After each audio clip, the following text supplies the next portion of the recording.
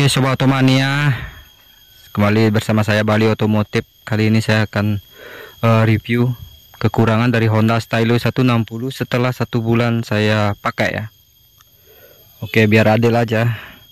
Soalnya banyak netizen yang komen bahwa saya itu FBH, sales Honda dan lain sebagainya.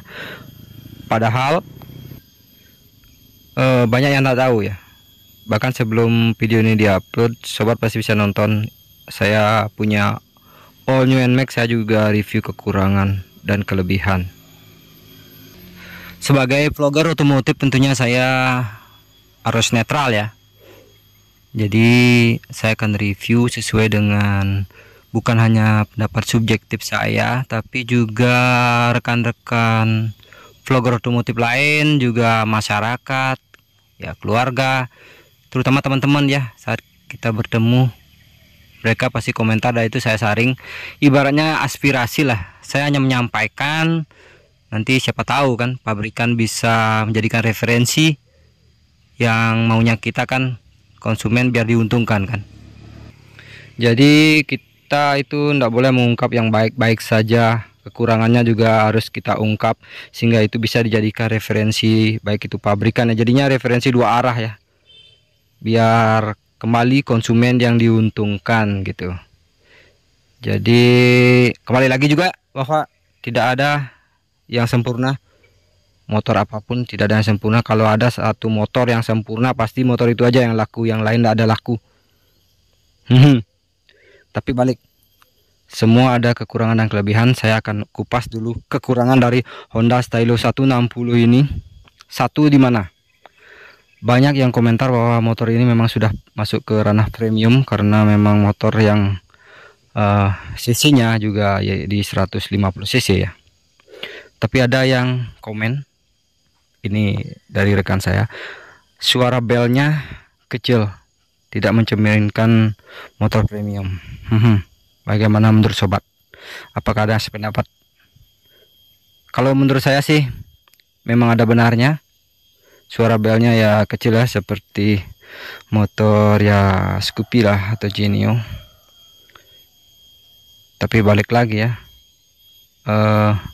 balik lagi ke pabrikan. Apa alasannya? Mungkin pasti ada suatu alasannya. Nah, terus ada juga yang komen kualitas catnya, terutama yang glossy, gampang sekali katanya, gimana dia bilang, tergores atau apa. Menurut saya sih cat glossy mungkin memang seperti itu ya. Kalau kita bandingkan dengan kualitas, saya ada Scoopy di rumah tahun 2015 sih, memang kualitas catnya memang jos gandos ya. Tapi kalau Stylo ini baru sebulan, oke, masih oke menurut saya. Nanti mungkin kita akan review setelah 6 bulan atau 1 tahun apa bagaimana kualitas cat ini, atau mungkin clearnya kurang tebal, atau mungkin nanti kita clear tambahan atau gimana.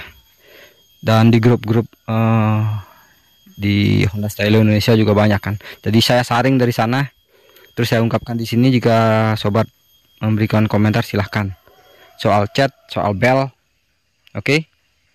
Terus ada juga komen kekurangannya tuh, kompartemen bagasinya ini banyak yang bilang itu gimmick, kelihatan besar tapi hanya untuk cas HP. Ya gimana ya, menurut saya sih memang tidak terlalu luas. Tapi mungkin kalau dibuat luas, ruang yang tidak memberikan ya, karena di sebelah sini itu udah langsung ada gini ya, spakbor depan yang belakang nih. Nah, mungkin akan mentok kalau diberikan celah di sini untuk kompartemen yang lebih luas atau dalam ya. Ya serba salah sih ya. Tapi mungkin semua sudah diperhitungkan sih. Dan ini adalah kekurangan dibilang oleh beberapa rekan. Ya mau bagaimana lagi, yang seperti keadaannya saya sudah beli. Jadi menurut sobat gimana? Nah begitu juga, ini sampai ibu negara juga komen, karena ibu negara terus terang dia suka sama Vilano karena isi bensin katanya nggak perlu turun, dan bagasinya jadinya luas banget gitu dia bilang. Soalnya ibu negara suka menaruh-naruh barang di bagasi. Saya di rumah ada NMAX ya.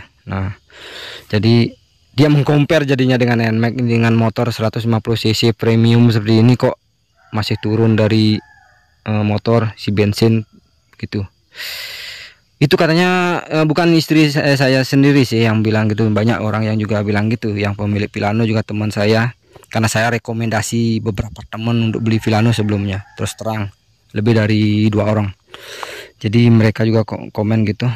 Memang mereka komen sih kekurangan Villano ya dari motor Stylo ini, tapi isi bensin ini loh ya, mungkin kedepannya ya entah ya, mungkin referensi juga masukan buat Honda bahwa sebaiknya motor 160 cc seperti premium seperti ini ya, mungkin akan lebih baik kalau tangki bensin itu di bawah, isi bensin di depan, sehingga tidak perlu turun ya, dan bagasinya jadinya akan luas, karena bagasi juga itu adalah poin penting saat kita bawa barang-barang, juga jas hujan. Kadang-kadang kita bawa jas hujan 2 kan kalau kita boncengan, apalagi jarak jauh boncengan.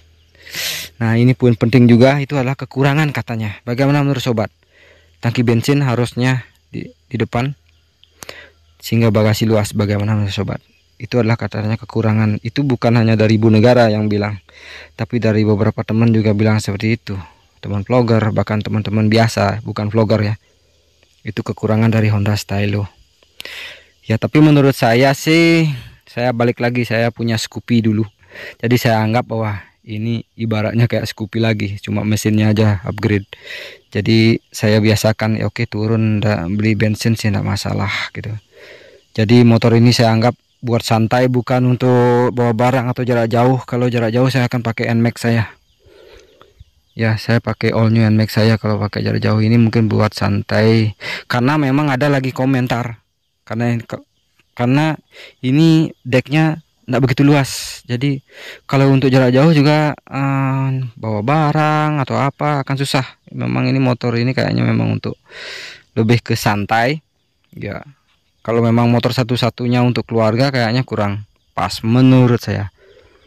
Jadi harus ada motor yang lain di rumah. Jadi Stylo ini bukan motor harian untuk keluarga juga, kayaknya kurang pas menurut saya ya.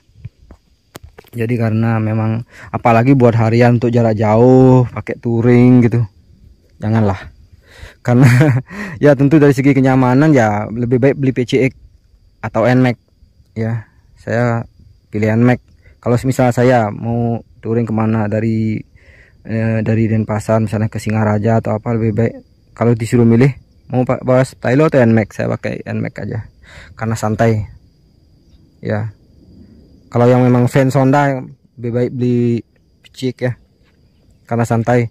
Karena menurut saya Stylo ini itu dari segi kenyamanan itu di bawah PCX, tapi di atas Scoopy. Entahlah, saya udah pakai 1 bulan, karena joknya ini memang agak lebar, dia lebih nyaman dari Scoopy, tapi dia tidak bisa mengejar kenyamanan dari PCX atau NMAX ya, karena dari segi jok juga atau dari segi selonjoran, karena dia tidak bisa selonjoran. Kalau NMAX dan PCX kan kita bisa selonjoran. Nah itu poinnya. Itu juga salah satu kekurangan dari Stylo. Ayo apalagi, saya ingat-ingat dulu ya kekurangannya, sambil sobat juga berpikir apa lagi kekurangan, nanti tambahin di kolom komentar ya kekurangan. Oke, ada beberapa teman juga kekurangan dari Honda Stylo bilang lampu belakangnya kurang klasik. Ini motor klasik, depannya kok belakangnya enggak klasik gitu ya, seperti ya motor-motor yang lain dibandingkan dengan motor-motor yang lain. Ya memang sih menurut saya memang kurang klasik, tapi karena tagline-nya sendiri ya Honda itu ini Stylo adalah futuristik, jadi campuran klasik futuristik ya memang masuk gitu loh. Jadi balik lagi ke selera kita sendiri yang beli ya. Kalau kita masih bisa menerima bahwa lampu stop lamp-nya seperti ini ya gas. Kalau memang kita benar-benar cari yang pure klasik, kita beli merek lain aja, nah masalah, balik ke selera. Jadi itu dibilang kekurangan, tapi menurut saya masih bisa ditolerir karena memang saya mengetahui gayanya seperti apa. Oke, apalagi, nah ada lagi kekurangan. Katanya motor 150 cc ini kok napak nggak ada hazard gitu. Ya juga sih, saya pakai motor yang lain memang ada hazardnya. Kadang-kadang itu berguna juga saat kita ya mengalami masalah di jalan, di pinggir jalan, terus saat kita mau trek lurus, pada saat hujan sengaja kita giniin karena kabutnya enggak jangkauan mata kita susah ya, apalagi jalanannya sempit gitu. Sangat berguna sebenarnya hazard itu ya, selain saat kita mengalami masalah di jalan, di pinggir jalan misalnya. Tapi di sini di stylo enggak ada hazardnya. Nah, mungkin kedepannya ini juga menjadi masukan buat Honda, siapa tahu ya nanti aspirasi ini bisa ditampung ya, kayak anggota dewan aja. Ya, juga ada yang berkomentar itu knalpotnya terlalu rendah. Ya gimana ya, mungkin biar seirama body sih menurut pabrikan, tapi kalau menurut saya sudah banyak sih yang modifikasi ya, pakai arm dari Vario 160 dan pakai knalpot Vario 160, juga ada yang pakai knalpot yang lain ya. Pacemat bisa masuk, cuma ditambahin bracket karena PNP ya headernya. Jadi balik lagi sob.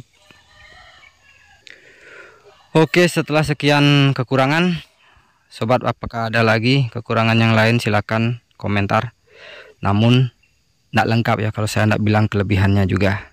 Kelebihan dari motor ini menurut saya setelah 1 bulan pemakaian adalah tampangnya benar-benar skuter klasik. Saya suka tampang depannya, seinnya saya juga suka. Nanti pasti mungkin akan ada variasi demon atau apanya, itu akan kelihatan akan bagus. Bannya besar, mantap dipakai nikung ya, dan kelihatannya juga gagah ya, bannya besar. Terus apa lagi, tuh ada ayam ribut lagi di belakang. Ya saya di kampung soalnya kan. Nah, jadi apa lagi kelebihannya, yaitu tenaganya luar biasa responsif. Bahkan kalau saya adu dengan NMAX saya bisa angkat tangan kalau diadu dengan motor ini kalau soal responsif dan kelincahannya. Karena motor ini mungkin karena rangka esapnya ini begitu ringan ya dan lincah, kalau dipakai meliuk-liuk dia seperti kecil-kecil cabai rawit. Oke, menurut sobat apa lagi mungkin kekurangan atau kelebihannya sobat temukan, silahkan tulis di kolom komentar. Terima kasih atas waktunya. Salam satu aspal.